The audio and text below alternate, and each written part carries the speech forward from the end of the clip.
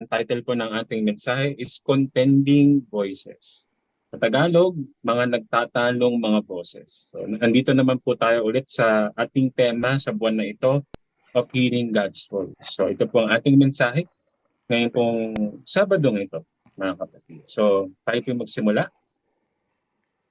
Ang ating pong teksto ay galing sa 1 Samuel chapter 15 verses 22 to 23. But Samuel replied, "What is more pleasing to the Lord? Your burnt offerings and sacrifices, or your obedience to his voice?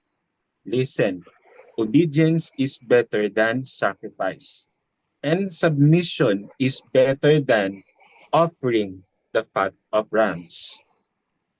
Verse 23, rebellion is as sinful as witchcraft, and stubbornness as bad as worshiping idols. So because you have rejected the command of the Lord, He has rejected you as King. Let us pray, mga kapatid. Hallelujah. Rebastea mokupaya rashika. We praise you, O God. We love you, Lord. We honor you, Father God. We thank you, Jesus. We love you, Holy Spirit, at this time, O God. Gamitin mo ang aking bibig as your mouthpiece, Panginoon, na tanging mga salita mo lamang ang aming mapakikinggan ngayong oras na ito. Winawaksipon namin ang lahat ng boses ng kaaway at ng aming mga sarili. We love you, we honor you, Lord. Continue to flow, Holy Spirit, through me. Open our hearts, open our ears to your word. In the name of Jesus, we pray. Amen. Praise God. So mga kapatid, bago po tayo magpatuloy sa ating mensahe, nakikita niyo po yung picture o larawan po sa ating screen. No? So kailan po kaya yung last time o huling beses na ayun yung parinig niyo parang nabibi kayo o naguguluhan kayo, no? Siguro ako minsan, siguro yung example, alam naman yung sa lugar naman namin doon, dikit-dikit yung bahay, no? Alam mo yung umagang-umaga pa, natutulog ka. Kasi mag-video okay. Diba? So, buti sana, minsan maganda yung boses eh, no? Pero minsan hindi eh. Diba? So talagang nakakarindi minsan. Or minsan, siguro marahil nakaka-relate din kayo, no? May mga panahon na sa bahay, meron kayong mga nagkaroon na mga alitan ang bawat membro ng family. Kaya yung magulang mo, o kayo ng asawa mo, mga kapatid mo, yung sari-saring mga boses na hindi nyo maintindihan, nagtatalo-talo na kayo at ikaw ay gulong-gulo na. O minsan, pagkakita mo ng bill, Meralco bill, water bill, at ilang mga bill, so parang kung ano-ano nang pumapasok sa isip mo, ganun kakarampot lamang yung hawak mo na salapi o pera sa iyong pitaka. So ano man yan, no, everyday mga kapatid, nakakaranas tayo ng iba't ibang mga boses na minsan yun yung dahilan upang tayo ay malungkot, ma-depress, 'di ba, ma-anxiety, or minsan nagkakaroon tayo ng mga maling desisyon sa buhay. So paano ba natin 'yon mare-resolve ba? O paano natin masosolusyonan 'yon? Ano-ano ba yung mga boses na 'yon, mga kapatid? Kaya naman yung title ng ating mensahe ulit, Contending Voices o mga nagtatalong mga boses. Kung mababasa po natin dito sa 1 Samuel chapter 15, 30-23, ito po ay si Prophet Samuel. Ang kinakausap niya po dito ay walang iba kundi si Haring Saul. Okay po? Pero bigyan ko po kayo ng background. So ano ba kasi talaga yung nangyari? Bakit kinausap ni Prophet Samuel si Haring Saul? Alam naman po natin si Haring Saul ay kauna-unahang hari ng Israel po. Siya po si Haring Saul. At siya po ay hindi naging maganda. Siguro familiar na po kayo sa kwento kung nabasa niya na po ang book ng 1 Samuel or 2 Samuel. So, imayin lang po natin, no, para malaman po natin yung pinaka-konteksto ng salita po na ito. So, balikan po natin. No. Kung mapapansin po natin, dito sa 1 Samuel chapter 15, verse 1, si Propeta Samuel ay ginamit ng Panginoon kay Haring Saul upang i-anoint bilang hari ng Israel. Makikita din natin sa verse 2, dahil siya'y inanoint ng Panginoon through Prophet Samuel, si Haring Saul, inutusan, the Lord instructed King Saul. Ano po yun? Sabi sa verse 2, this is what the Lord of Heaven's armies has declared. I have decided to settle accounts with the nation of Amalek for opposing Israel from when they came from Egypt. Verse 3, ito po yung utos. Now, go and completely destroy. I-destroy daw po completely ang ano daw po, ang kaaway na Amalekite. Yung buong nasyon ng Amalekite. Ano po yun? Men, mga kalalakihan, women, mga bata, hindi lang po mga bata, babies, cattle, sheep, kambing, kamelyo, at mga buriko. Yung ibig sabihin, lahat. No? Sabi dito, verse 3, completely destroy. Ibig sabihin, all, walang ititira. Pero, nakikita naman natin sa verse 4, no? Ito na, sumunod naman si Haring Saul. So yung army niya, 200 soldiers yung inahanda niya from Israel at 10,000 na mga kalalakihan from Judah. So ito na. So talagang nagkaroon ng digmaan, no? Pinatay ni Haring Saul ang mga Amalekites from Avila. Tapos, pero ito po, mapapansin niyo sa verse 7. Sabi dito, sa verse 8, he captured Agag, yung hari ng Amalekite. Na-capture yung hari ng Amalekite, but completely destroyed everyone else. But sa verse 9, mababasa niyo dito, Saul and his men, in-spare yung buhay. Kumbaga, hindi pinatay si Haring Agag o Agag. Di ba ang utos, patayin lahat, walang ititira kasama ang mga hayop. Pero mababasa niyo sa verse 8, sabi dito, kept the best of the sheep and goats, cattle, fat calves, and the lambs. Everything in fact that appealed to them. Ibig sabihin, itinira ni Haring Saul o King Saul yung mga pinaka-best na tupa, kambing, cattle, calves, at mga sheep. Imagine mga kapatid, no? Hindi, ang dinestroy niya lang yung mga worthless or yung mga poor quality o mahihinang mga hayop. Ito po yung nag-obey nga si King Saul pero partial obedience. So ano pa yung nangyari sa buhay? No? Dahil po doon, ano po yung naging response ng Panginoon Diyos kay King Saul? Sabi sa verse 10, the Lord said to Samuel, ito na kinausap ng Panginoon Diyos si Propeta Samuel, I am sorry, sabi ng Panginoon, that I ever made Saul king. Hindi naman siya naging loyal sa akin dahil sinuway niya ang mga utos ko. Take note po talagang nadismaya ang Panginoon Diyos kay Haring Saul. So ano nangyari, no?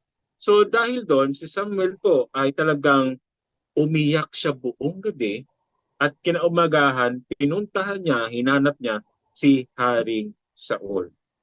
Ito na, nung nakita sila, nababasa niyo sa verse 13, sa verse 14, di ba? Sabi niya dito, ano yung mga naririnig ko ng mga cattle, no? Tapos ito naman si Saul, no? It's true that the army spared the best of the sheep, goats, and cattle, but they are going to sacrifice them to the Lord your God. We have destroyed everything else. Sabi niya, totoo naman, na dinestroy namin, no, yung mga mahihina, pero tinira namin itong mga best na sheep kasi i-offer namin to. Talagang nagdahilan pa si Haring Saul. Pero ano sabi ni Samuel kay Saul? Stop, magtigil ka. Listen to what the Lord told me last night. Makinig ka sa sinabi sa akin ng Diyos. Sabi sa verse 17, although sa tingin mo sa sarili mo, maliit ka, minamaliit mo yung sarili mo, pero tingin mo, di ba hari ka ng tribo ng Israel at inanoint ka pa nga ng Panginoon Diyos at sinend ka pa ng Panginoon Diyos sa misyon nito na i-destroy lahat. Pero sinunod mo ba ang Panginoon Diyos? Diba? So, ang na-rebuke, no, ni-rebuke ngayon ni Propeta Samuel si Haring Saul. Para sa ano ulit sabi, nagdahilan si Haring Saul sa verse 20, sabi niya dito, hindi, sinunod ko naman ang Panginoon Diyos, di ba? Yung kineri ko yung mission na ibinigay niya sa kanya. O ito nga, dinala ko nga si Haring Agag o nandito. Pero yung iba, dinestroy ko naman. At itinira namin kasi yung mga best na ship nga. Kasi nga yung offer namin yun. Nagdahilan pa no? Pero huling-huli na sa akto. Pero sa verse 22, ito po yung ating pinaka-main text natin kanina. No? Sabi ni Samuel, Propeta Samuel, what is more pleasing to the Lord? Tingnan mo, ano yung kalugod-lugod sa Panginoon? Mag-offer ka ng mga offering dyan, i-burnt mo yung sacrifices na yan, o sundin mo yung utos ng Diyos. Makinig ka. Obedience is better than sacrifice. And submission is better than offering the fat of rams. Yung rebellion is as simple as witchcraft. At yung katigasan ng ulo as bad as worshiping idols. Talagang rebuke dito si si Haring Saul.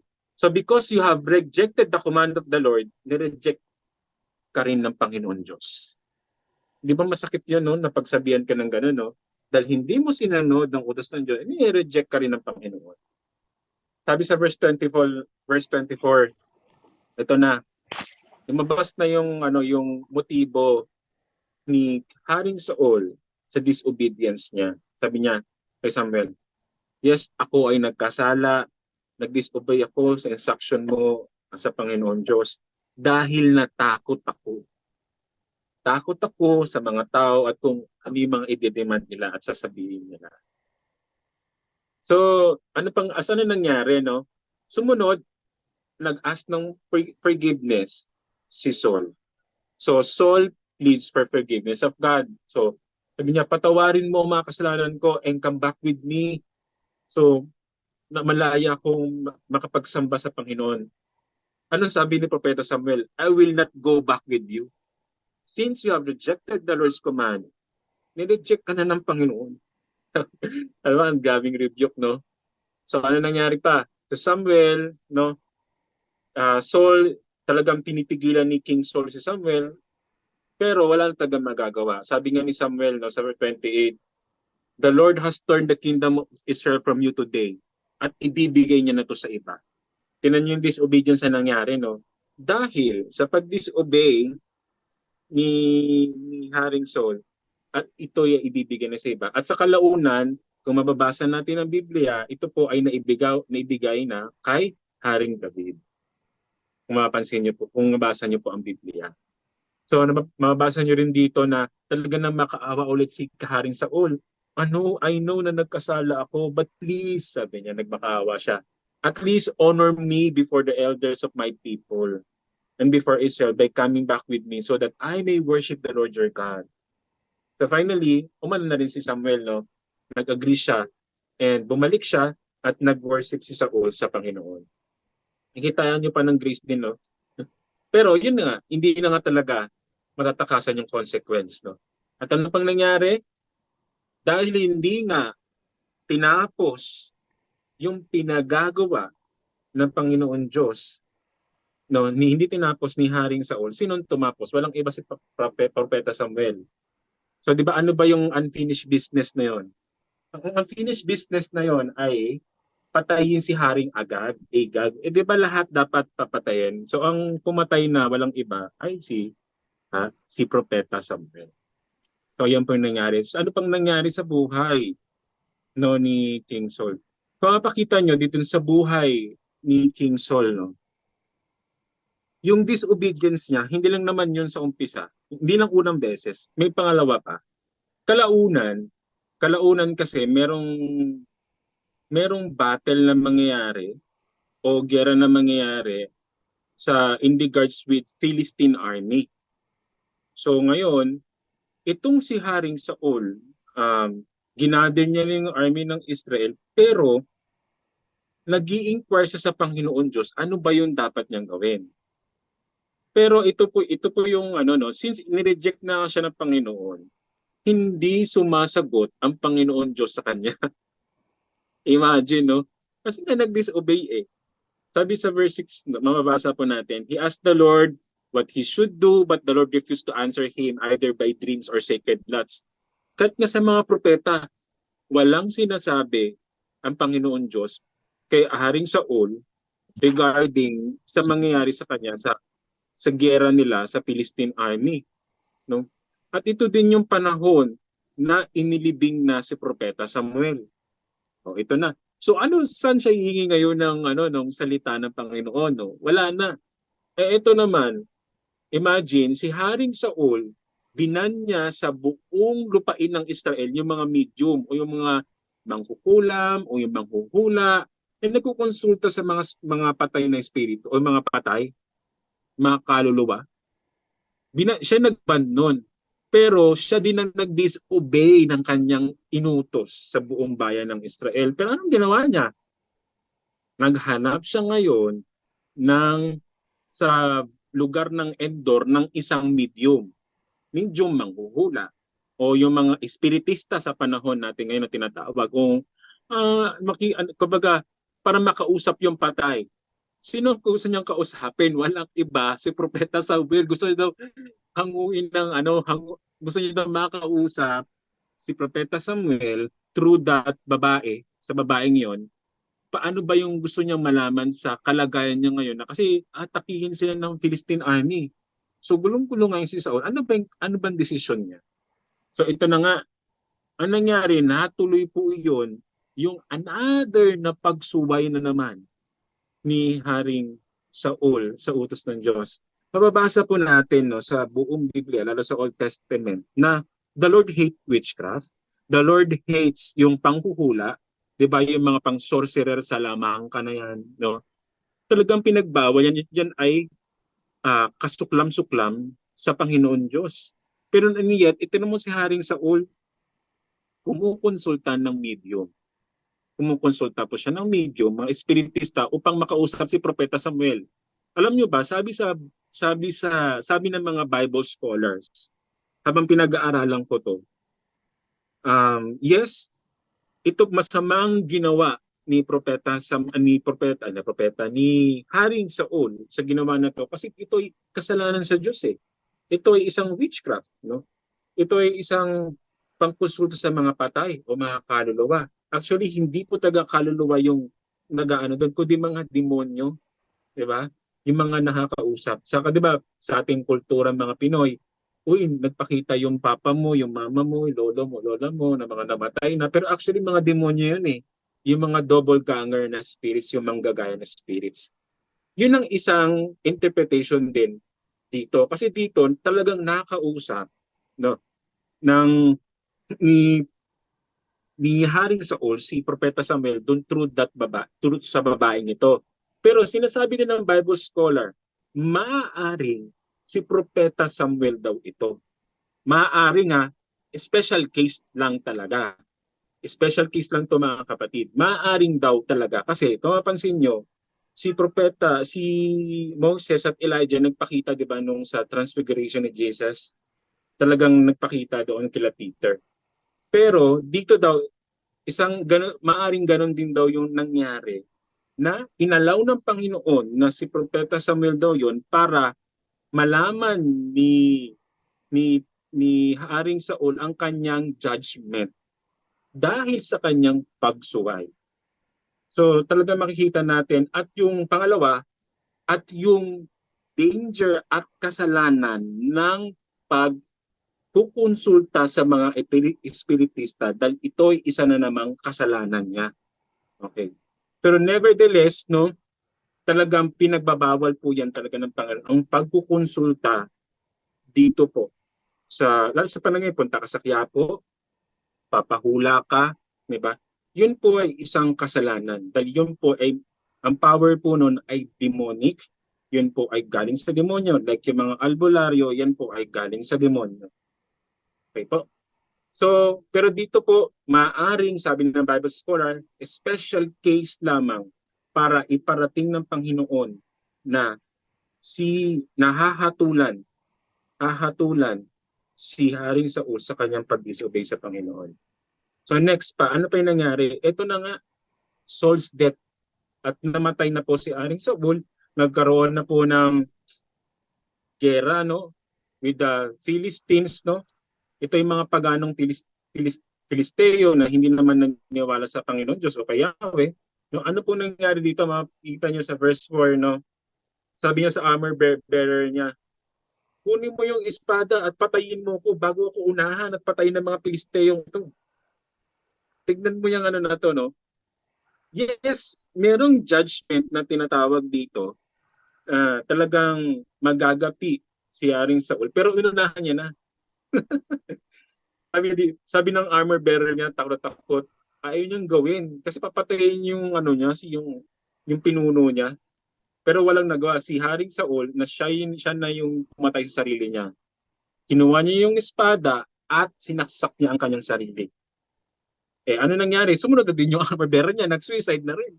Diba? Kung mapansin niyo dito, napaka-tragic na nangyari sa buhay ni Haring Saul. Nakikita nyo, kahit sa huli ng judgment, nandun pa rin yung grace at mercy ng Panginoon. Na sa kahuli-hulihan, pwede naman hindi siya mamatay, di ba? Pansin nyo. Pero siya, dahil sa katigasan pa rin ng ulo niya, pinatay niya pa rin kinitil niya pa rin ng kanyang sarili. So Saul's tragedy happened because his disobedience to the voice of God. Instead of yielding to the voice of God, he obeyed the other contending voices. Ano ba yung mga nagtatalong boses na nabasa natin sa buhay ni Haring Saul? At ano yung makukapulutan natin ng aral at may apply po natin sa buhay po natin paglalakad, buhay Kristiyano at paglakad sa Panginoon. Ano-ano ba yung mga nagtatalong boses or contending voices that hinders us and even distract us to hear the voice of God? So unang-una po, no, the voice of self. Ulitin ko po, ang boses ng sarili. Okay po, babalikan natin yung sa ating binasa sa 1 Samuel, sa 15 ito, no? Yung hindi pagsunod po ni Haring Saul, ay makikita talaga natin ay galing din sa kanyang sarili. Mabasa natin sa verse 24. Sabi niya dito, yes, ako'y nagkasala. I have disobeyed your instructions. Napakalinaw. I disobeyed your instructions. Ano pa? And the Lord's command. For I ulit was afraid. I ulit was afraid of the people and did what they demanded.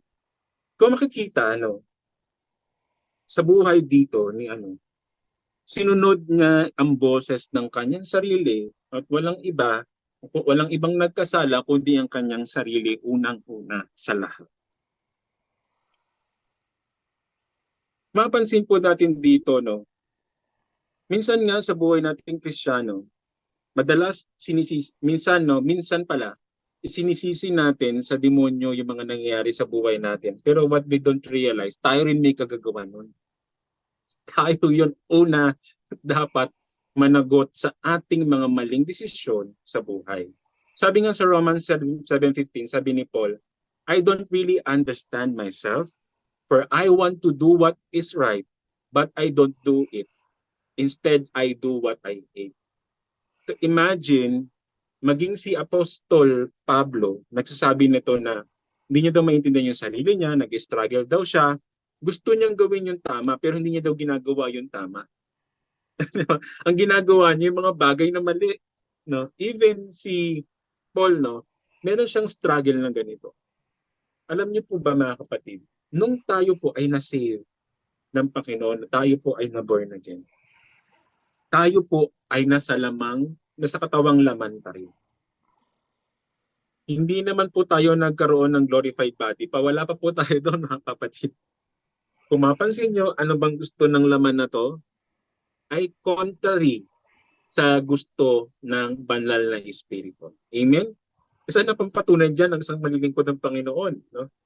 Apostol Pablo, siya nga nakapagsulat ng maraming mga book sa New Testament, di ba? Pero, and yet, siya po ay minsan ding nag-i-struggle po sa ganitong bagay. Yung boses ng sarili. Sabi nga sa Jeremiah 17 verse 9, the heart is deceitful above all things and desperate wicked, who can know it? Ano bang pinapromote ng mundo ngayon? Follow your heart. Pero anong pinapromote ng nating ng salita ng Diyos? Follow the voice of God. Kasi kung sarili mong ang susundin mo, yung puso po natin sa Tagalog, in Filipino, marupok. Marurupok po ang ating puso. Salamat na lang talaga sa Panginoong Hesus.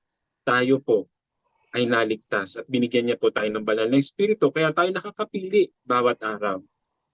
But ano ba kasi ano ba yung comparison no sa bawat araw na nangyayari sa atin? Sa Galatians 5:16 to 21, mabasa niyo dito. Inutos ni Paul, so I say walk by the Spirit so you will not gratify the desires of the flesh. Laman, for the flesh desires what is contrary to the Spirit and the Spirit what is contrary to the flesh. Talagang nagko-conflict talaga itong dalawang to. Iba ang boses ng laman, iba ang boses ng Espiritu, banal na Espiritu. Nagko-conflict po talaga yan. So talagang makikita mo no, na nag-turn out sa gawa ito yung bunga ng banal na espiritu at bunga ng laman. Ano po? Sabi sa verse 19, mabasa nito yung sexual immorality, impurity, and debauchery, idolatry, witchcraft, hatred, discord, jealousy, fits of rage, selfish ambition, dissension, factions, pagkakainggit-inggit, paglalasing, orgies, at mga kalintulad nito. So ito daw ay hindi maghahari yung mga namumuhay sa ganito. So makikita po dito natin mga kapatid, ito po talaga ang danger kung sinunod po natin ang ating sariling kagustuhan o boses ng ating mga laman. Kasi ito kung tutuusin, minsan, di ba, papansin nyo yung mga buhay, yung mga health o kalusugan ng mga nakatira sa probinsya, kumpara mga nakatira sa mga city, mas matatagal daw ang buhay ng mga nasa probinsya. Bakit po? Dito kasi, puro instant, puro masasarap, pero di na malayan, yun yung ay nakapag-diabetes sa kanila. High blood, high cholesterol, no? Pero tingnan nyo sa mga probinsya, kain ng gulay, healthy lifestyle, maaga, magigising, hindi puyat, pagdubog pa ng araw, matutulog, tapos maaga pa lang higising, kompleto 7 hours ang tulog o 8 hours. Talagang healthy lifestyle. Malinis pa yung hangin, no? Pero dito talaga sa city, aminado tayo, maraming mga tukso sa pagkain. Maraming mga instant na hindi naman talaga nakakabuti sa ating katawan. Pero, yun ang gusto nang naman eh. Diba? Minsan yun ang ating sinusunod na process. Sabi ni Lord, ingatan mo ang temple ng katawan mo, kain ka pa ng kain ng junk food sa mga preservatives. Tapos minsan sisisihin natin yung demonyo, ay hindi, ako ay na-witchcraft, ako ay nakulang, kaya ako nagkasakit. Ito sinusunod. Kawawa naman si demonyo, no? Laging nasisisi. Pero natin minsan, sarili nating kagagawan yun dahil minsan nating sinunod ang boses ng laman o boses ng sarili. Kaya dito sa boses ng sarili po, no, not all feelings are right. Hindi po lahat ng nararamdaman ay tama. Okay po.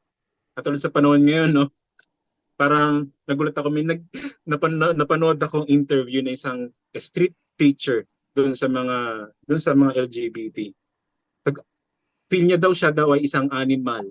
Feel niya daw siya ay isang babae. Feel niya daw siya isang lalaki. Feel niya daw okay, open siya sa lahat. Alam mo yung lahat dahil sa feelings, napakakurap na po ng mundo ngayon kasi nakabase sa feelings. At pinakikinggan ang boses ng sarili at boses ng laman. Sabi nga sa Galatians 5:22-23, but the Holy Spirit produces this kind of fruit in our lives: love, joy, peace, patience, kindness, goodness, faithfulness, gentleness, and self-control. There is no law against these things.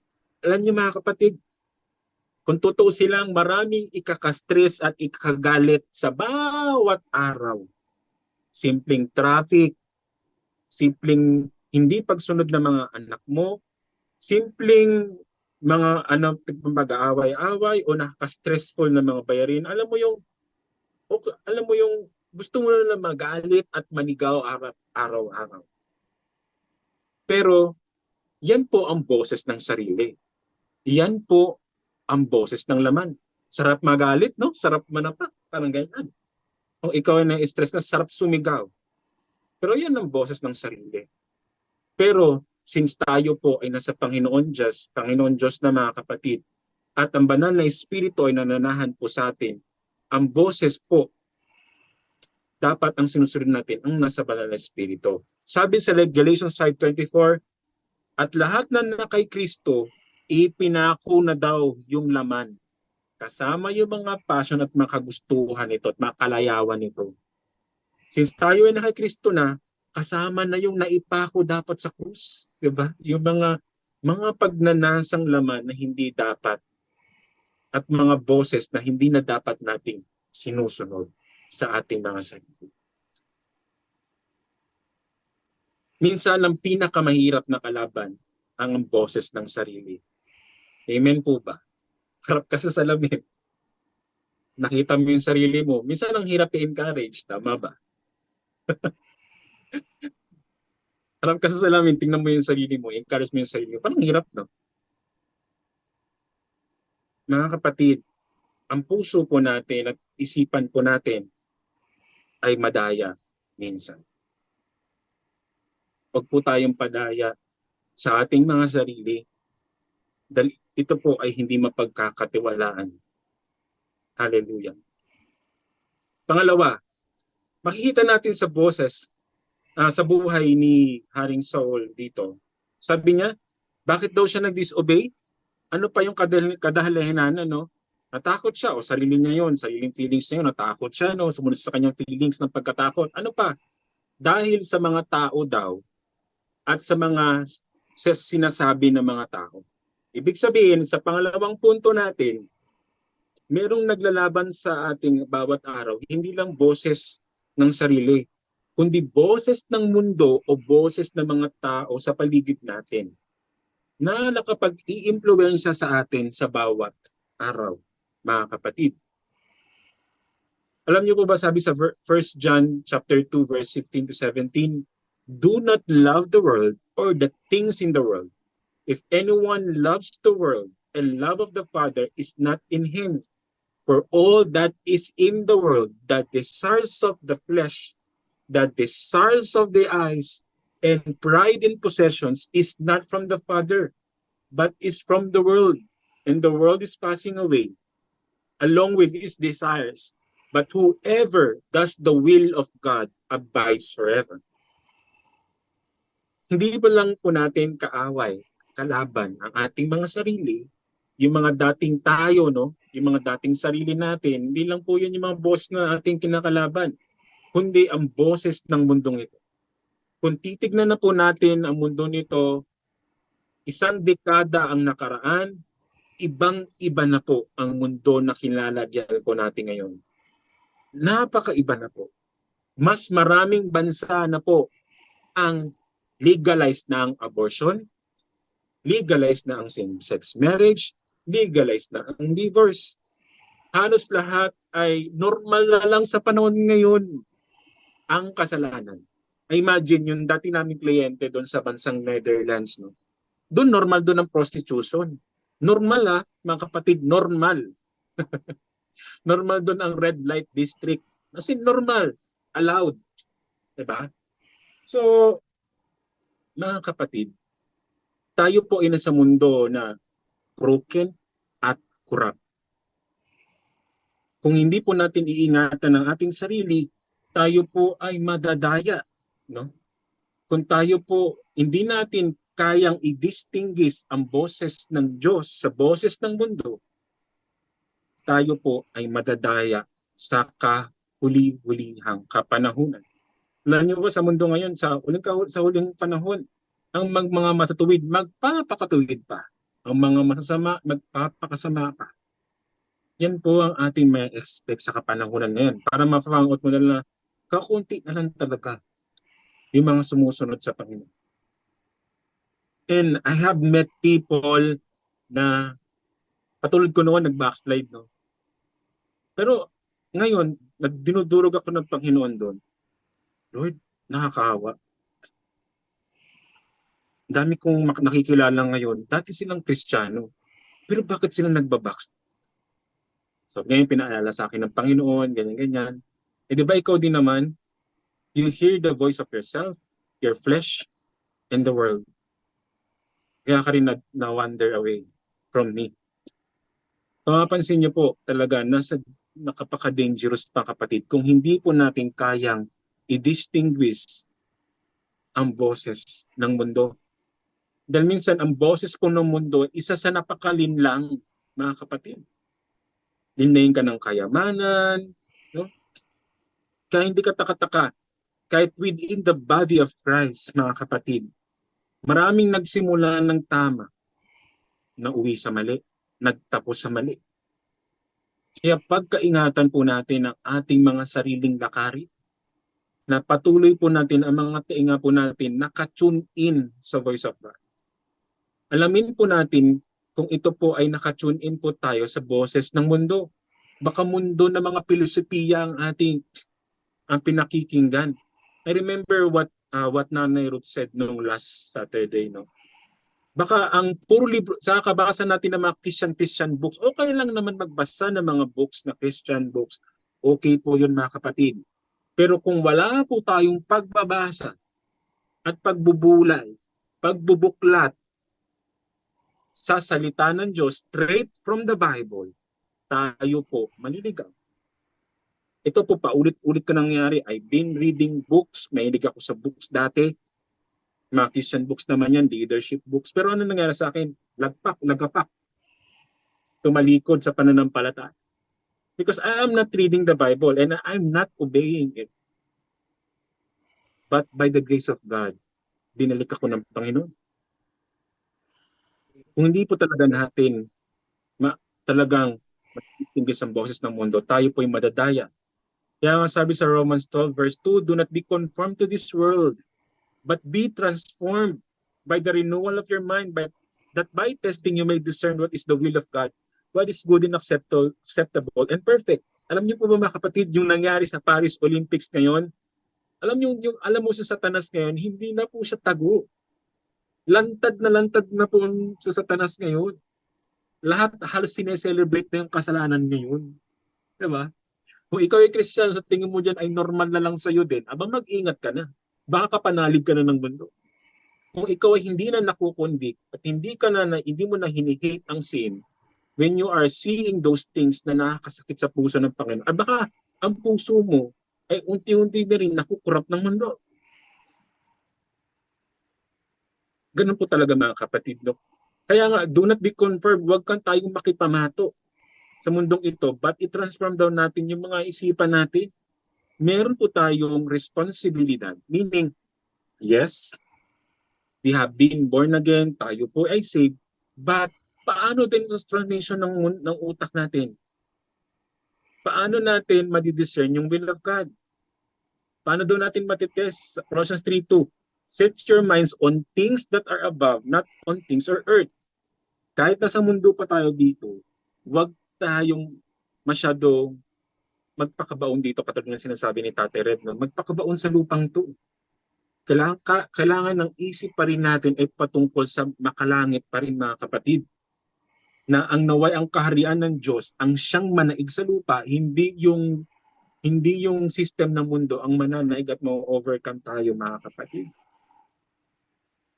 Napakahirap na po. Kaya nga sabi sa, paano po natin malalaman, paano po natin ma-renew yung mind po natin? Walang iba. Ito po ay na-discuss last week sa mga past Saturdays. Romans 10:17. So then faith comes by hearing and hearing by the word of God.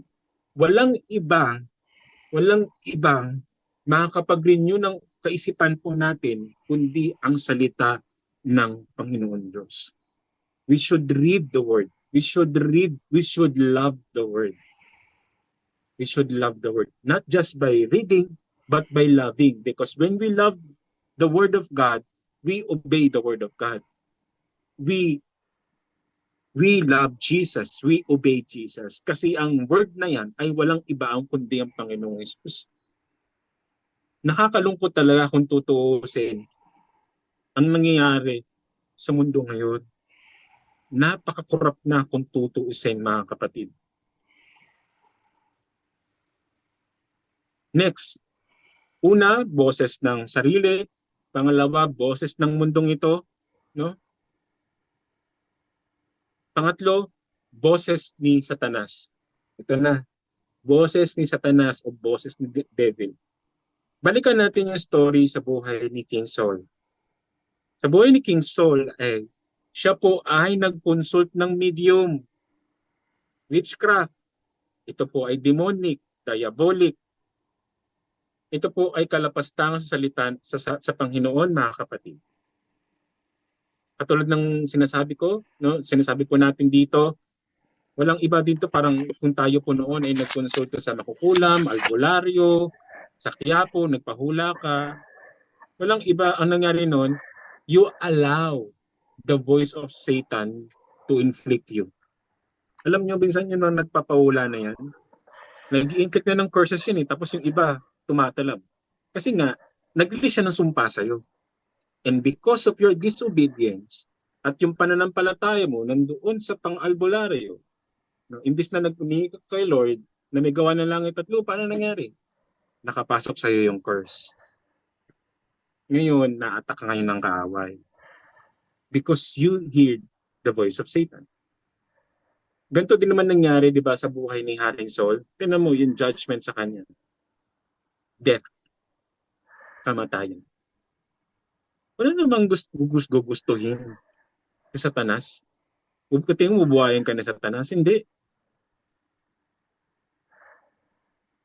Dumating si Satanas upang to kill, to steal, and to destroy. Yan po ang gawain ni Satanas mula noong una pa lang. Yan po ang tactic ng kaaway ng demonyo. Ang patayin ka. So when we hear the voice of Satan, you're in danger, mga kapatid. Alam niyo po ba, hindi lang naman yan sa buhay ni King Saul. Makikita din po natin yan sa buhay ni Peter, isa sa pinaka-close na disciple ng Panginoon. Kung babasa po natin sa Matthew 16:21-32, sabi dito, no? From that time on, Jesus began to explain to his disciples that he must go to Jerusalem and suffer many things at the hand of the elders, the chief priests, and the teachers of the law, and that he must be killed on the third day, be raised to life. Peter took him aside and began to rebuke him. Never, Lord. This shall never happen to you. Alam niyo po ito, kasi ito yung panahon na, ito na, di ba ipapako na ang Panginoong Hesus. Nirebuke yun ni Peter. Hindi mangyayari yan sa'yo. Hindi ito pwede mangyari sa'yo, Panginoon. O, anong sabi ni Panginoong Hesus? Get behind me, Satan. Sinabihan niya sa Tagalog, sinabihan niya demonyo si Peter. Ba, demonyo ka, mas ka sa akin. You're a stumbling block to me. You do not have in the mind the concerns of God, but merely human concerns. Ang demonyo ba ay si Peter? Hindi. Alam niyo po ba, ang Panginoong Hesus, He discerned. Meron siyang discernment at nakikita niya yung spirit behind Peter that time. Walang iba kundi ang demonyo. Na hinahadlangan yung destiny ng Panginoong Hesus sa lupa ng panahon na yon at maisakatuparan ng will of God. Alam niyo po ba, walang ibang ginagawa si Satanas kung ang gawin niya ay i-abrupt, i-delay, i-abort ang mga destiny ng bawat isa sa atin. Lalo na ikaw, Kristiyano ka. Kaya kung tayo ay kikinggan talaga natin yung yung boses sa Satanas for us to disobey God, maa-abort. Kahit anong prophecy dyan, no? Mag-prophecy, magbigay ng prophecy sa'yo, hindi mo naman sinunod, maa-abort talaga yung prophecy. Mga kapatid, it is really, we want to discern what's voice are we hearing.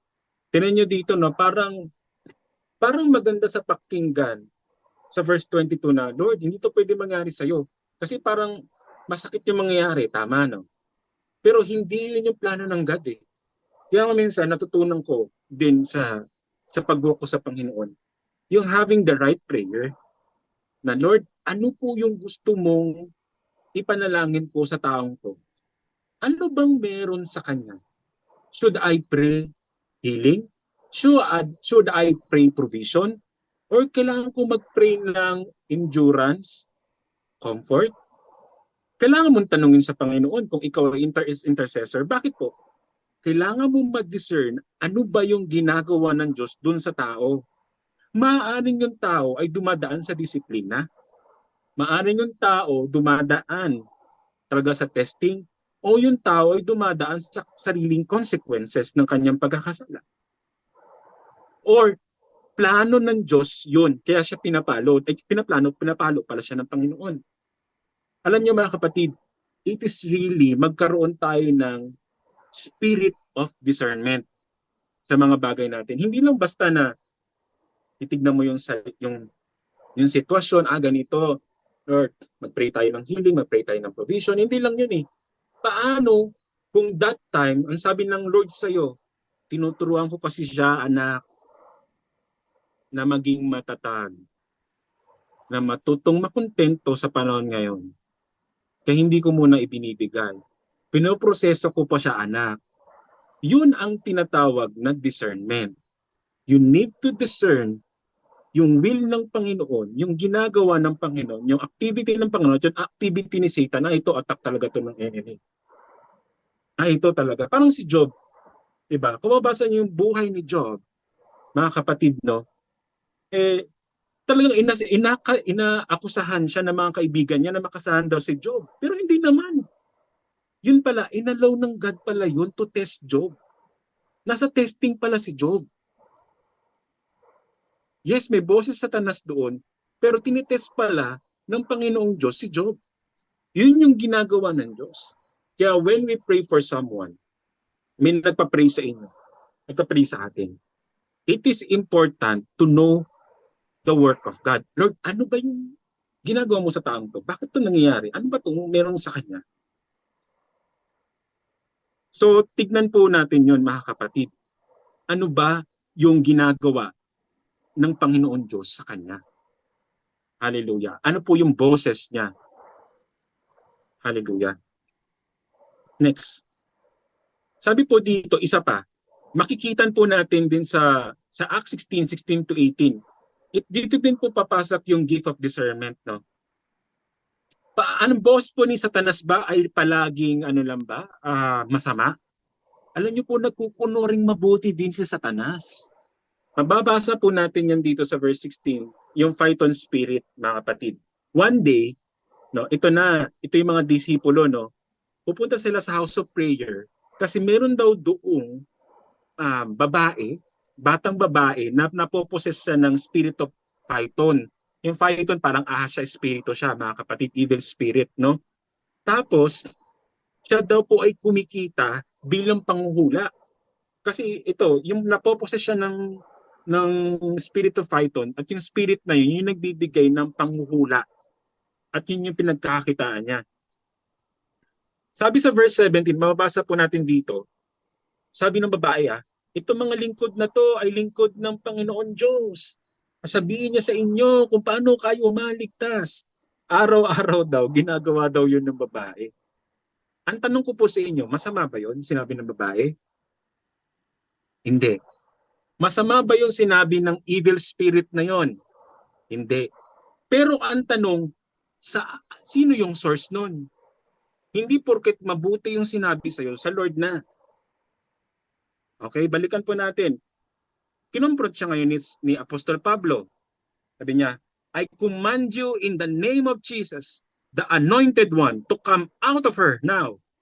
At the very moment, the spirit came out of her. Alam niyo po ba, ang boses sa Satanas ay isa sa pinakamanlilinlang na boses. Hindi porket mabuti yung sinabi ay sa Diyos na. Dito papasok yung discerning spirit, mga kapatid. For example, bigyan ko kayo ng practical. Naghahanap tayo ng trabaho, naghahanap tayo ng tamang kapartner sa buhay. Maraming boses. Maraming boses dyan. Minsan yung kaaway, ito siya na. Siya na, ito siya na. Siya na ba talaga? Kung di naman kalooban ng Panginoon? Siya ba talaga? Kaya sa tingin mo, perfecto yan. At may boses na nagsasabi sa'yo na siya na. At ito yung offer, magandang bansa. Maganda, as in maganda yung offer. Baka boses sa Satanas yun. Hindi yung boses ni Lord. Doon papasok ulit yung hearing po natin. We need to hear. Lord, alin ba dito? Hindi po lahat ng chocolate ay totoong chocolate. Pag kinagat mo, yung iba doon, marshmallow. Hindi po yung iba doon ay diamante. Yung iba doon, pwet lang pala ng baso. Yung iba doon ay hindi totoong tanso. Yun daw pala ay coated lang pala ng tanso. Lata lang pala. Ganun po, sa hearing po natin sa Panginoon, dapat nagiging sharp po tayo habang nakikinig tayo sa salita ng Panginoon. Mas didistinguish natin, ay, itong offer na to, kahit kaganda to, hindi ito sa Panginoon. Hindi. Hindi ito sa Panginoon. Naranasan niyo na po ba yun, mga kapatid, na maganda naman yung offer o maganda naman yung sinasabi, pero parang hindi galing sa Diyos eh. Nagkaroon ba kayo ng ganon? Lalo pag kayo ay nasa prayer and fasting, talagang nasa babad kayo sa salita ng Panginoon, or lalo sa panahon na, alam mo, nagsisinungaling siya eh. Pero sinasabi niya naman na, okay siya. Hindi. Parang may something. Nagigets ninyo? Yung mga ganong bagay. Yun yung discernment.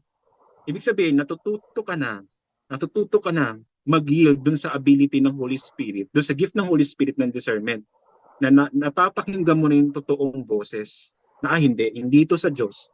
Kahit gaano pa siya ka mabulaklak magsalita, hindi ito yung plano ng Diyos sa akin. Kahit gaano pa yung kaganda, hindi ito yung plano ng Diyos sa akin. Tandaan niyo po, si Satanas ay isang anghel. Nagmamaskarang anghel. Dahil siya po ay dating anghel. Siya po ay nagmamaskarang angel of light. Pero siya po ay Satanas pa rin. Maitim mong budhi pa rin, mga kapatid. So yun po, mga kapatid, no, talagang ang boses sa Satanas ay isa sa pinaka-deceitful.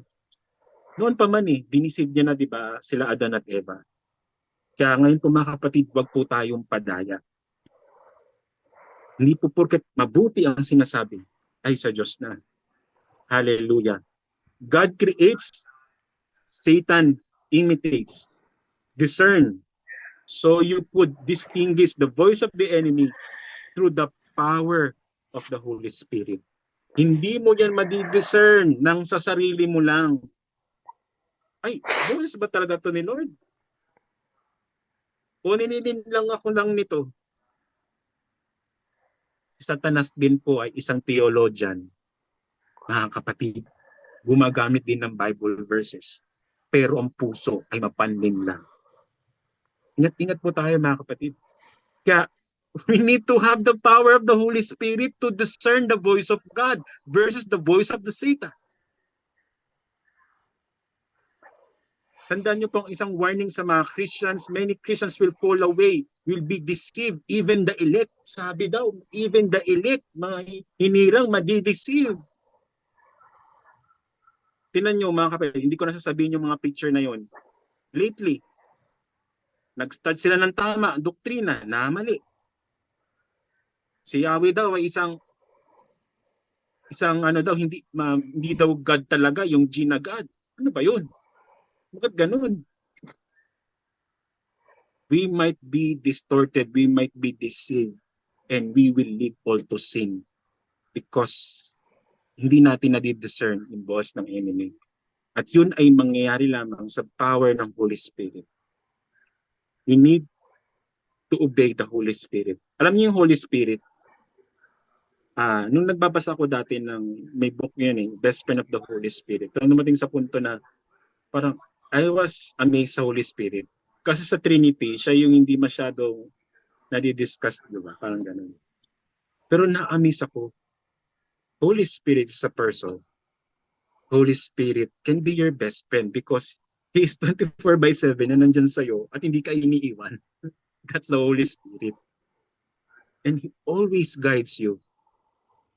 Tapos hindi, nagigrieve yan sa panahon na ikaw ay nagkakasala. Nagigrieve yan. Talagang minsan ang hirap. Alam, minsan dumating ka sa panahon na lalo na nag-backslide ako, parang hirap-hirap bumalik sa Panginoon. Because the Holy Spirit inside of me is grieving. Nagdadalamhati yung Holy Spirit. Di ba? I mean, nagigrieve ako sa ginawa niya sa akin. Parang gano'n.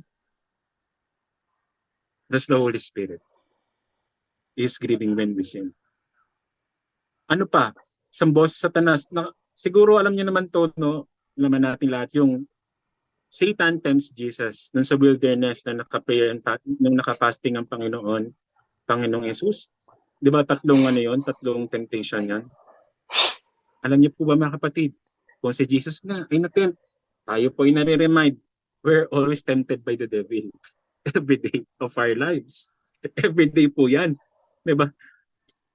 Sabi nga sa James 2:19, you believe that there is one God. Good. Even the demons believe that and shudder. Diba? Ano yung pinanggalang ng Panginoong Hesus kay Satanas noon? Kung si Satanas gumamit ng Word of God, hindi gumamit din ng Panginoong Word of God. Jesus quoted scriptures din panahon na yun. Yun yung pananggalan. Kung tayo, we don't read the Word of God, wala tayong memorize verse. Kaya tayo nagpapamemorize ng verses dito at the start of our fellowship. Para sa panahon na wala ng Bible, for example, wala ng Bible, pinagbawal na. Talagang wala na rin kuryente. Hindi nyo na ma-access yung phone niyo. Baka dumating ng blackout na magkaroon ng blackout sa buong mundo. Hindi na ma-access ang phone. Lahat lobat. Tapos wala ka pang Biblia na Kasi wala na. Wala kang alam na verses. Ipagbawal niyo pagbaba ng Biblia. Wala kang mga alam na verses. Paano ka mamumuhay sa last days? If you don't even memorize a single word of God, na makapag-i-encourage sa'yo sa mahirap na kapanahunan. Diba? Kung yung demonyo, kilala nga ng may Diyos Ito, James 2:19, tayo pa kaya? Minsan without God of His existence, but demons did not, but demons believe at nanginginig pa sa Tagalog yung shudder. Ibig sabihin niya, nanginginig pa. Minsan without God pa sa ginagawa niya sa buhay natin. Yung iba, dating Kristiyano, naging atheist, naging agnostic, hindi naniniwala sa Panginoon. Kung yung Satanas nga naniniwala sa Panginoon, ikaw naging atheist ka, naging agnostic ka. Grabe itong verse na to, James 2:19. They believe that there is one God. Mga kapatid, this is really a realization in these last days. We're living the last days that we need to rise up as a follower of God. We need to hear the voice of God. Matthew 24:24, for false messiahs, false prophets will rise up and perform great signs and wonders so as deceive, if possible, even God's chosen ones. Even mga demonyo po ay nagmi-miracle. Gumagaya po sila hindi lang po ito sa panahon ngayon. Marami mga miracle na ginagawa ang kapangyarihan kay Satanas. Marami. Noon sa panahon pa lang ni Moses, ni Aaron, sa panahon ng Egypt, di ba ginagaya ng mga magicians, sorcerers, yung mga miracle na ginagawa ng Panginoon through Moses noon? Hindi lang yan. Nangyari na yan ng unang panahon. No wonder, gagayahin din yan ng demonyo sa kahuli-huling kapanahunan. Kaya nga sa Matthew 7:15-20, watch out for false prophets. They come to you in sheep's clothing, but inwardly they are born ferocious wolves. But their fruit you will recognize them. Yes, nakapag-miracle sila, pero tingnan mo yung buhay nila. Tingnan mo yung buti nila. Tingnan mo yung pamumuhay nila. Bulok. bad fruit, magdilim, kasalanan. Yan po ang mga false prophets po sa kapanahunan ngayon. Kaya nga 1 Thessalonians 5:20, do not despise prophecies. Test all things, hold fast what is good. Hindi natin dinidespise ang prophecy. Actually, we encourage prophecy. We practice prophecy here in TGPM. I receive prophecy every start of the year sa Panginoon. I receive that. And time to time, pag may sinasabi ang Panginoon sa akin, but I test all things, hold fast what is good. No? Lalo na pag yun ay sinabi lamang ng isang tao, na alam mo yung isang tao naman, wala namang church yun, sinasabi niya nakakita siya, baka sarili niya lang yun. O galing sa ibang kapangyarihan yun. So we need to be mindful of that, mga kapatid. Kailangan natin i-discern din. Patulad na nang sasabi na siya daw yung Son of God. Nag-inahanap siya ngayon for 10 million, mga kapatid. Diba? 1 John 4:1-6, Beloved, do not believe every spirit, but test the spirits. Yung prayer na expose mo, Lord, pwede yun, di ba? Test. Test mo kung galing talaga sa Panginoon, hindi. For many false prophets have gone out into the world. By this, you know the Spirit of God. Every spirit that confesses that Jesus Christ has come in the flesh is from God. And every spirit does not confess Jesus is not from God. This is the spirit of Antichrist. And we are heading sa preparation na po tayo papunta sa But Antichrist. you're on holiday. Why they're expecting Yung mundo that? ngayon, tinitake out nila si Jesus Christ sa picture. Pwede kang gumawa na mabuti without Jesus. At hinahanda niya ng Antichrist yung mundo sa ganon. Little children, you are from God and have overcome them. For He who is in you is greater than who is in the world. Walang iba. Yan yung banal na Espiritu na nananahan sa atin. Tayo po ay galing sa Panginoon. Whoever knows God listens to us. Whoever is not from God does not listen to us. By this know the Spirit of truth and the Spirit of error. So mga kapatid, sa ating pagtatapos, God wants us to distinguish. Alamin po natin kung kanino nang gagaling yung boses na yon. And yun nagpapahinder sa atin para marinig natin ang boses ng Panginoon. Minsan sa sobrang nating kabisihan, di ba? Tayo nilalaman tayo ng Panginoon kahit gaano tayo kabisi. We need to sit down. We need to sit down. We need to sit down. At ikalma natin ang mga puso't isipan natin sa salita ng Panginoon. In His presence, beware of these contending voices na hindi natin maririnig yung boses sa ating sarili, boses ng mundo, at boses ni Satanas. Mga kapatid, we need to hear the voice of God. We need to go back to focus in hearing the voice of God. And when we hear the voice of God, mga kapatid, lalo po nating marinig ang Panginoon. Paano po mangyari? Galatians 6-7-8, do not be deceived. God is not mocked. For whatever one sows, that he will also reap. For the one who sows to his own flesh will from the flesh reap corruption. But the one who sows to the Spirit will from the Spirit reap eternal life. So saan tayo nagtatanim? Sa banal na Espiritu ba? O sa flesh na dating tayo? Let's take care of the temple. Let's feed the Holy Spirit. Let's feed our spirit through the Word of God. Through our intimacy with Him. Sabi niya sa Hebrews 5:14, but solid food is for the mature, for those who have their powers of discernment trained by constant practice to distinguish good from evil. Kung gusto mong lumago ka sa discernment, the spirit of discernment, yung solid food na sinasabi dyan, yun yung Biblia. Word of God. If you are really deep in the Word of God, you love the Word of God, you hear the Word of God, you obey the Word of God, magkakaroon ka ng discernment, itong offer na to sa demonyo to, itong offer na to, ito yung sa'yo talaga. Ito hindi yan sa Panginoon. ito ang sa Panginoon. Because you will have the discernment what is good and what is evil. Because your faith comes from hearing and hearing by the word of God. Yung paulit-ulit ang sinasabi sa Romans 10:17. Dahil tayo mga tao, 1 Corinthians 2:14, in a natural sense po mga kapatid, no? Hindi spiritually discerned po tayo, hindi nakaka-receive, lalo yung mga unbeliever pa tayo, hindi tayo nakaka-receive patungkol sa Panginoon. Foolishness sa atin ang patungkol sa Diyos. But, balikan po natin, nung tayo po ay na-born again, John 3:5, tayo po ay nagkaroon ng kaliwanagan at tayo ay nakakaintindi na patungkol sa Panginoon Diyos. Because the Holy Spirit is living in us na mga kapatid. Hallelujah. And yung Holy Spirit na yung Romans 8:15-16 does not make us slaves. But yung spirit na yun mga kapatid, hindi na po yung spirit na tayo po ay maging alipin ng kasalanan. Yung Holy Spirit, yun yung nagsasabi, nagpapatunay na tayo po ay adopted son na ng Panginoon, adopted daughter ng Panginoon. That we are already God's children. Hallelujah.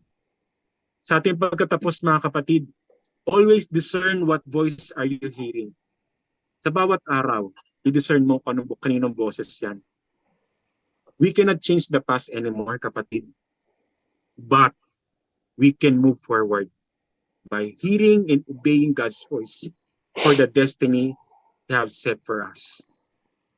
Hindi na natin mababalikan ng mga maling nagawa natin ng panahon, mga maling desisyon dahil maling boses ang ating pinakinggan. Hindi natin pinakinggan ng Panginoon. But bawat araw, laging may pag-asa upang maituwid yon sa pamamagitan ng pakikinig at pag-obey sa Panginoon. At nang marating nating lahat ang destiny ng Panginoon para sa bawat isa sa atin. Always discern what voice are you hearing. Be sure to hear and obey. Only God's voice. And you will never be the same. Hallelujah. Glory to God, mga kapatid. Let us pray. Hallelujah. We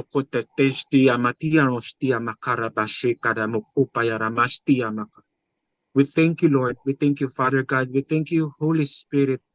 We thank you for your voice. We thank you for your loving voice, O God. We thank you for your warnings. We thank you for your correction, O God. We thank you for your comfort and encouragement through your word, O God, this hour.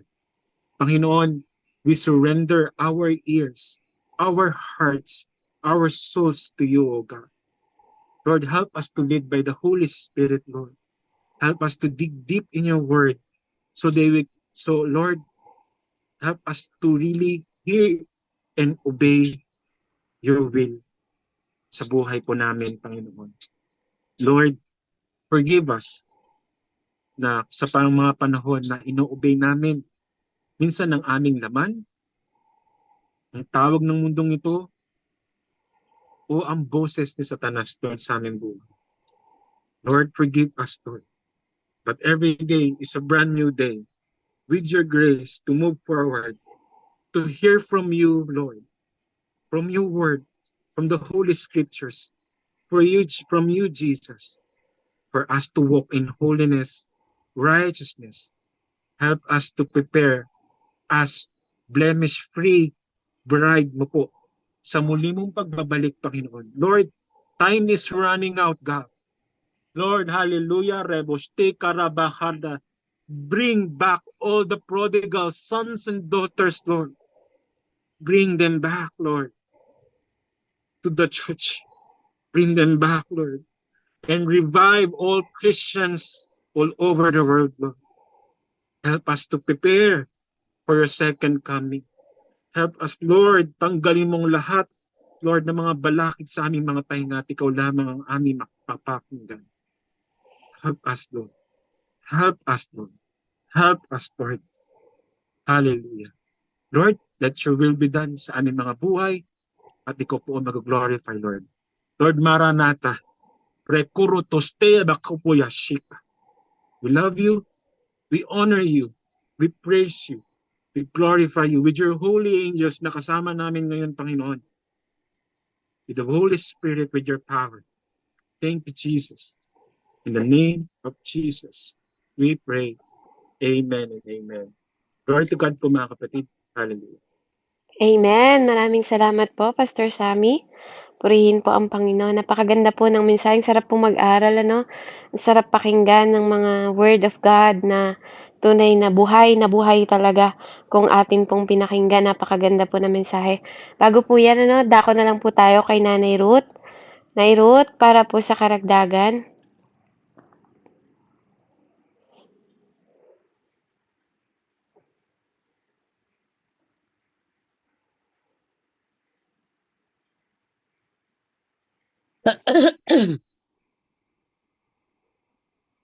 Praise God. Salamat sa napakagandang mensahe. Talagang ika nga ay napakalinaw and makikita natin na talagang si Kuyang Sammy, si Pastor Sammy is rooted and grounded by the Word of God, and he preached with a pure Word of God. No, yun yung pinaka gustong-gusto natin ngayon, nang marinig natin is pure Word of God. Kahit yung mga illustration, kahit yung kwento, yung mga character, it's all about the Word of God. Praise the Lord. So nakarinig tayo ng tinatawag na purong salita ng Diyos, sa oras na ito. Salamat na, God bless you, and patuloy kang paggamit sa Panginoon as end time minister of God, as last days minister of God. So maraming pinagdaanan yan si Sammy, bago pa siya talagang maririnig nyo na ganyan siya mag-preach. Naranasan niya rin ang mag-disobey. Naranasan niya rin ang consequence ng disobedience. Pero naranasan niya rin ang blessing ng pagsunod. Praise the Lord. So ibig sabihin, yung preaching na ating narinig ngayon, it's all about the voice of God, and it is very important for us to listen. Pag binasa nyo ang Biblia, it's all about hearing or listening and obeying the Word of God. So andoon pa rin tayo sa tinatawag natin na monthly emphasis about the hearing and obeying the voice of God. Praise God. So bibigyan ko lang ng para bang summary yung prinits ni Pastor Sammy ngayon. So sabi doon sa Samuel, rebellion, yung pagsuway kasi is rebellion. Yung pagsuway is stubbornness, katigasan ng ulo. Yung pagsuway sa Diyos, yung hindi pakikinig sa salita ng Panginoon. So kinakount ng Biblia na ito ay rebellion, o di kaya ito ay stubbornness sa harapan ng Panginoon. Pag di ka nakinig, stubborn ka talaga. Pero sabi ng Panginoon, yung rebellion itinulad sa witchcraft, sa witchcraft. So kapag ikaw ay rebelde ka sa salita ng Diyos, may narinig ka, selective ka, ayaw mong makinig, ang gusto mong sundin yung gusto mo, parang yung katulad ni Saul, ay counted yun as rebellion. Counted yun as stubbornness sa harapan ng Panginoon. Ang katapat noon, o kaya ang parallel noon, is witchcraft, o di kaya idol worship. Sabi natin, di na kami sumasamba po sa mga Diyos-Diyusan. Pero kung ang sarili mo pa rin yung sinusunod mo, idolatry ka pa rin. Kung hindi mo pa rin sinusunod yung salita ng Panginoon, at ang sinusunod mo yung theology mo, yung interpretasyon mo, yung sarili mong kagustuhan, parang katulad ni Saul, ay ikaw ay kabilang sa mga witchcraft o kaya sa mga idolaters. Yun ang sabi ng 1 Samuel chapter 15. So, sabi dito sa mensahe ni Pastor Sammy, maraming nagtatalo na boses, contending voices, sa ating isipan. It is very true. When we woke up, in the morning, meron na agad labanan yan. Meron na agad didikta sa atin. May temptation. Ang temptation man, hindi kasalanan hanggat hindi natin yan kinukumit. So, yung temptation ay, lang yan, para siyang advertisement na parang langhap sarap, parang ganun sa Jollibee, na kung ikaw ay matutokso, ay pupunta ka ng Jollibee kasi nakita mo sa patalastasyon. That is temptation. Hanggat hindi mo kinukumit, hindi ka naman magkakasala. Pero ang madalas na naghahatid sa atin sa pagsuway sa Panginoon ay yung sarili natin. Yun po ang binigyan din sa bandang huli, yung self-voice natin. So, ang ganda ng intention and motives ni Saul, ano po. Pero ito ay naging pagsuway sa sinabi ng ating Panginoon. Ang ganda nung kanyang hangarin na sabi niya, ito naman yung aking mga itinira naman na matatabang baka ay i-offer naman to sa Panginoon. Because of that, siya tinanggal sa pagiging hari. So sa panahon natin ngayon, maaring iniisip natin na okay pa rin tayo sa harapan ng Panginoon. Sabi ko nga po, ang hirap dahil palaging pinapaniwala natin ang ating mga sarili that we are okay, but it is not. As long as na yung buhay mo ay hindi mo talaga pinapacheck at pinapabalance sa salita ng Diyos. Sabi ng Biblia, palagi mong siyasatin ang iyong sarili. Baka akala mo nakatayo ka, pero hindi ka na pala nakatayo at ikaw ay babagsak na. So, ang hirap po. So, kaya meron tayong ganitong fellowship para nagkakaroon tayo ng checking and balance. Kita niyo po ako, yes, I am a bishop. Napakatagal ng panahon and almost 38 years in the ministry. But I still sit down and listen.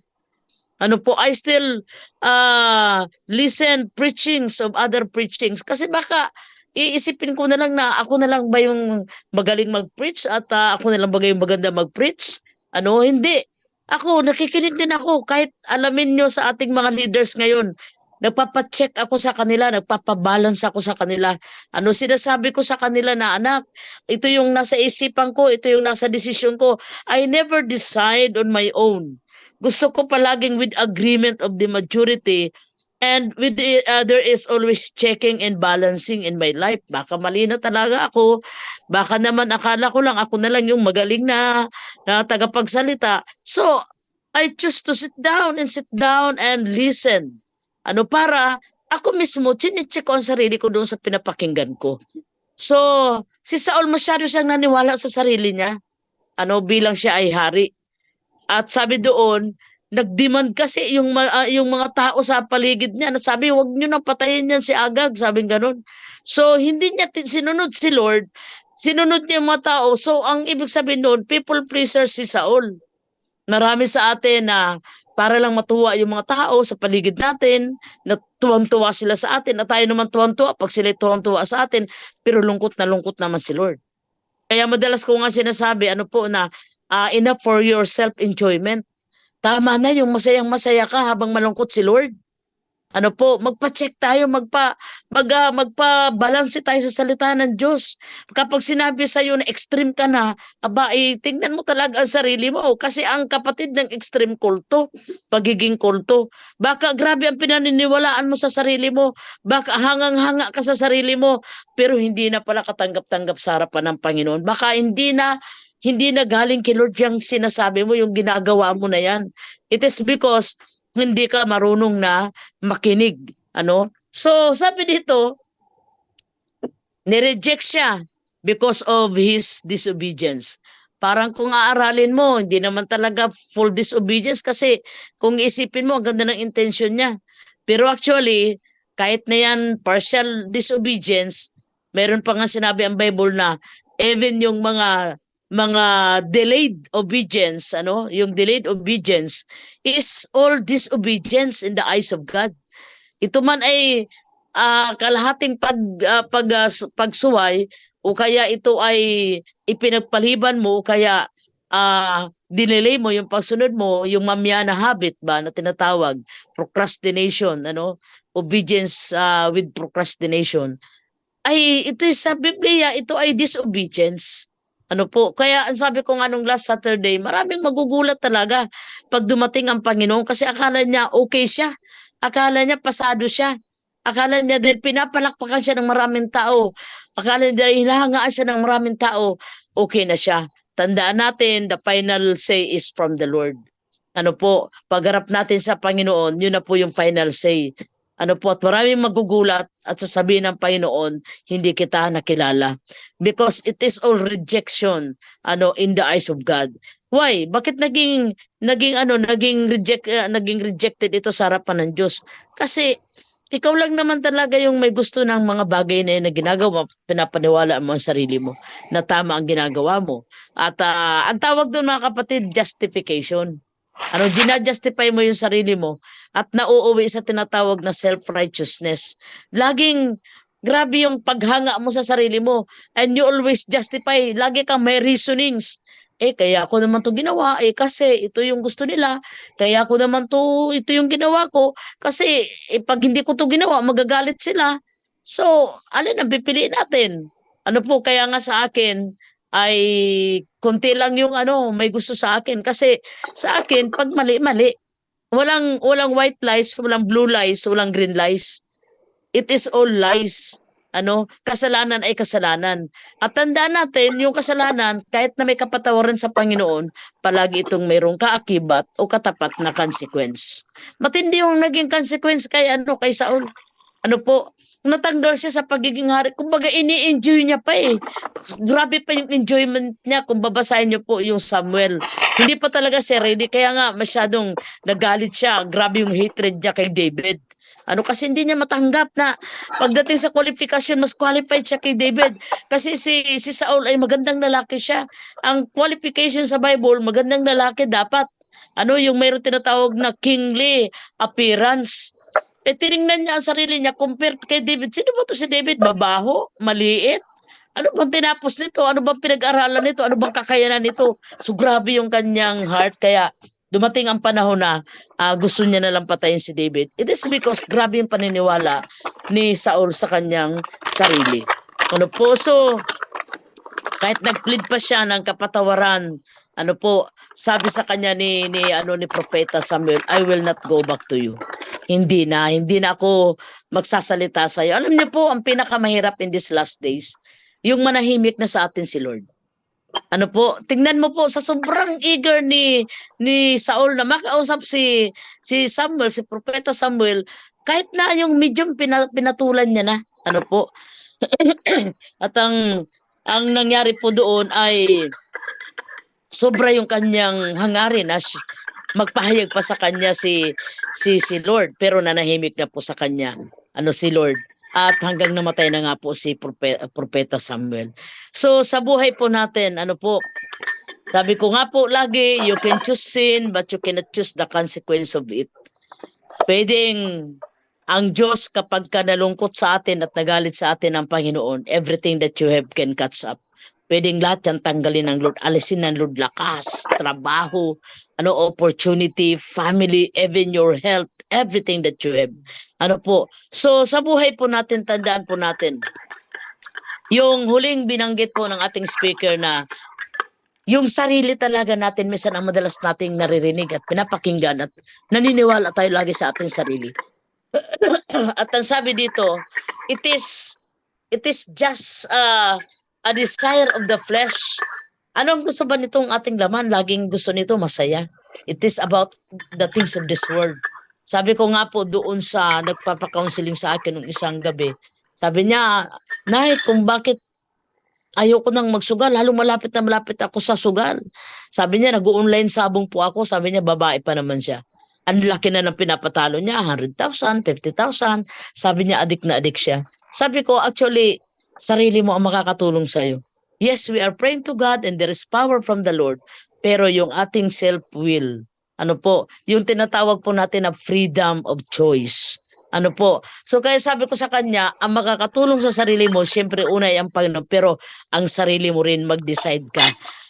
Because whatever your choice will be your destiny. Choice mo yan, so that is your destiny. One day, malulubog ka sa kautangan. One day, masisira ang pamilya mo. So choose to discipline yourself. Say no to yourself. Ang sakit noon, alam niyo po ba, ang daling magpasunod sa iba, pero minsan yung sarili mo, di mo mapasunod. Marami po sa atin ang galing-galing magsalita, pero buhay niya mismo hindi ayos. Marami sa atin na grabe kung magbigay ng interpretasyon ng Biblia. Ang iba nga, nakulto na sa galing mag-interpret. Pero yung buhay naman, hiwalay naman sa sinasabi niya. So ang hirap po, balikan talaga natin lagi ang ating mga sarili. Ang ganda ng mensahe ng Panginoon sa atin ngayon. Ang sabi ng Panginoon sa Galatians 5:16, walk in the Spirit. so that you will not gratify the works of the flesh. Lumakad ka sa Espiritu at hindi sa laman. Paano tayo lalakad sa Espiritu? Kung mas babad nga tayo sa cellphone, kung mas babad nga tayo sa mga gadgets, ano? Paano tayo lalakad? Paano tayo magiging spiritual? Ayaw nga natin mag-reading. Grabe ka sa preaching, grabe ka sa ministry, grabe ka sa galing mo mag-interpret ng Biblia, pero ayaw mo mag-reading. Sige, basahin mo ang lahat ng aklat sa buong Pilipinas, sa buong mundo pa. Pero hindi mo binabasa ang Biblia. So, your spiritual life is lacking. Ano po, maaring nasa danger ka pa, maaring maligaw ka pa. Tandaan po natin, ano po, sa panahon na ito, ano po, ang last days natin ay patapos na, yung tinatawag natin na yung delayed ay patapos na po. Naantala na balam ang pagbabalik ng Panginoon, pero tapos na po yung pagkabalam. Ano po, naka-hold yung wrath of God na pang-7 na salot, naka-hold po yun. Kasi tayo, inaayos tayo ng Panginoon, nire-ready tayo as bride of the Lord. Ano po, so listen, kaya nga sabi doon, at may isang tinig na sumisigaw, narito na ang lalaki na ikakasal. Sana lahat tayo ay gising, sana lahat tayo nakakarinig ng tinig ng Lord at hindi lagi ang sarili natin ang ating naririnig. At huwag lagi ang ating sarili ay paniwala sa ating sarili. Ang paniwalaan natin ay ang salita ng Diyos. Kapag tayo tinutuwid, kapag tayo kinukorek, mas masarap, mas maganda. Mas gusto ko yung nare-review para naayos. Ano po, kaysa doon sa laging pipili ka ng mga verses na magpapa-pop up ng iyong pride. Ano po, maraming mga Kristiyano, hindi lang Kristiyano, mga manggagawa pa ng Lord, mga may hydrocephalus. Ang lalaki ng ulo kasi ang gagaling. Pero po, hindi yung galing ang tinitingnan ng Diyos kasi yung galing galing sa Panginoon. Si Lord sabi niya, sa puso pa rin siya nakatingin sa atin. Ano po, hindi niya pinanghinayangan si Saul. Kahit pinili siya ng lahat ng buong bansang Israel, hindi niya pinanghinayangan. Ano po, tinanggal niya, nireject niya because of Saul disobedience to the instruction of the word of God. So sa buhay natin, kaya wala naman akong ibang hinahangad sa inyo mga kapatid. Go back to the basic, read your Bible, pray every day. Okay? Magpapapap na lang yung kuwan, lalabas na lang yung pagiging worshiper mo, pagiging prayerful mo, if you soak in the Word of God, if you read the Bible, if you read the Word of God.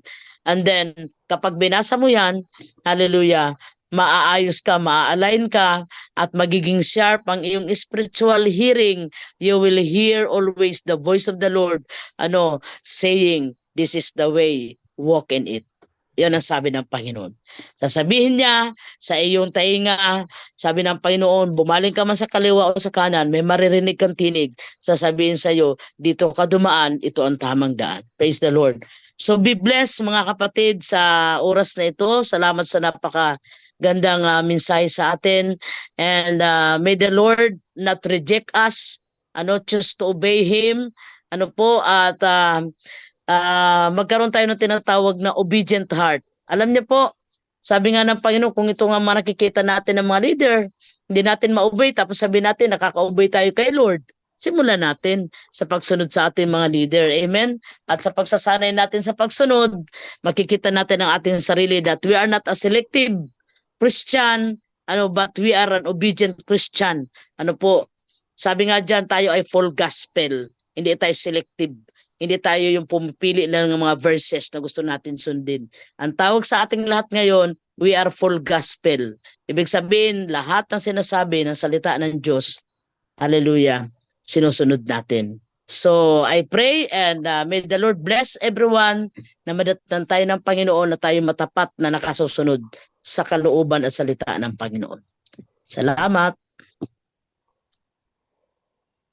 Amen. Praise the Lord. Maraming salamat po, Mami Ruth.